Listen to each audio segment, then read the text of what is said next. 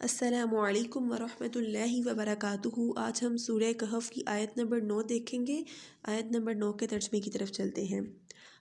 کیا حسبتا تم سمجھتے ہو انا کہ اصحاب الکہفی اصحاب غار والرقیمی اور کتبے والے کانو تھے من سے آیاتنا ہماری نشانیاں عجباً عجیب۔ اس آیت کا بامحاورہ ترجمہ ہوگا کیا تم سمجھتے ہو کہ اصحاب غار اور کتبے والے تھے ہماری عجیب نشانیوں میں سے؟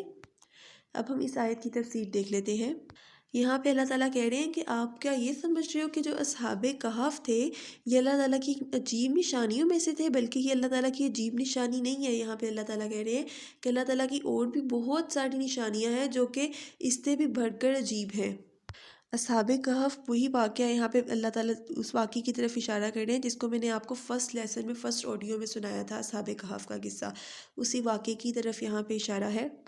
اللہ تعالیٰ کہہ رہے ہیں کہ اللہ تعالیٰ کی اور بھی بہت ساری نشانیاں جو کہ اس اصحاب کہف کے واقعے سے بھی زیادہ عجیب ہیں، جیسا کہ آسمان اور زمین کی پیدائش، ان کا پیدا کرنا، ان کو ایک خاص نظام کے تحت چلانا، دن کا اور رات کا آنا جانا، اسی طرح سے انسانوں میں انبیاء کرام کا بھیجنا، خاتم الانبیاء حضرت محمد صلی اللہ علیہ وآلہ وسلم اور ان کے رفیق حضرت ابو بکر صدیق رضی اللہ تعالیٰ عنہ کو غار ثور میں 3 روز تک ٹھہرانا اور کفار کا غار کے منہ کے پاس سے واپس لوٹ جانا، یہ سب اللہ تعالیٰ کی عجیب سی نشانیاں ہیں۔ اور اللہ تعالیٰ کہہ رہے ہیں کہ میری یہ والی نشانیاں تو زیادہ عجیب ہیں، یا اللہ تعالیٰ کی باقی جو نشانیاں ہیں وہ زیادہ عجیب ہیں اصحاب کہف کی نشانی کے مقابلے میں۔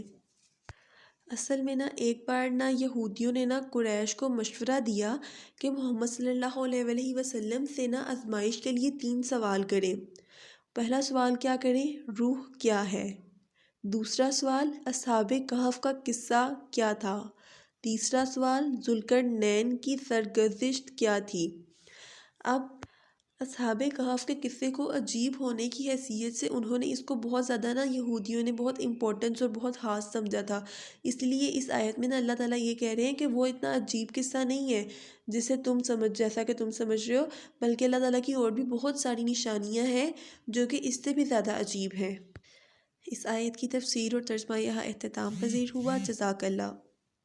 اس آیت میں ایک ورڈ یوز ہوا ہے رقیم۔ رقیم رقم سے نکلا ہے اور اس کا مطلب ہوتا ہے لکھا جانا، مطلب رقم شدہ۔ جیسا کہ میں نے اصحاب کہف کے قصے میں آپ کو بیان کیا تھا کہ جو نوجوان تھے جو کہ توحید پر قائم تھے، اور جب وہ غار میں چلے گئے تھے اور پیچھے سے جو بت پرست بادشاہ تھا دقیانوس، جب اس نے تلاش شروع کی ان نوجوانوں کی اور وہ نوجوان اسے نہیں ملے، تو پھر اس نے کیا کیا تھا کہ ایک کتبے پر ان نوجوانوں کے نام لکھوا دیے تھے، مطلب ان نوجوانوں کے نام اس نے ایک کتبے پر رقم کروا دیے تھے اور پھر اس کتبے کو اس نے اپنے خزانے میں رکھوا دیا تھا، ٹھیک ہے۔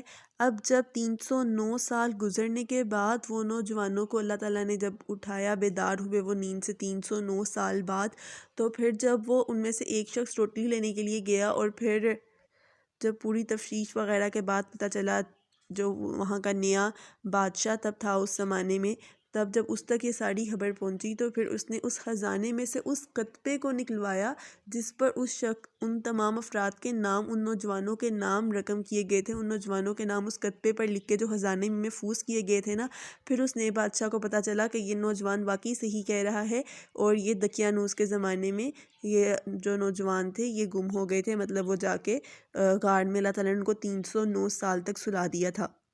تو یہاں پہ رقیم کا مطلب یہی ہے، رقم شدہ یا لکھا جانا، کتبے پر ان کے نام لکھے گئے تھے۔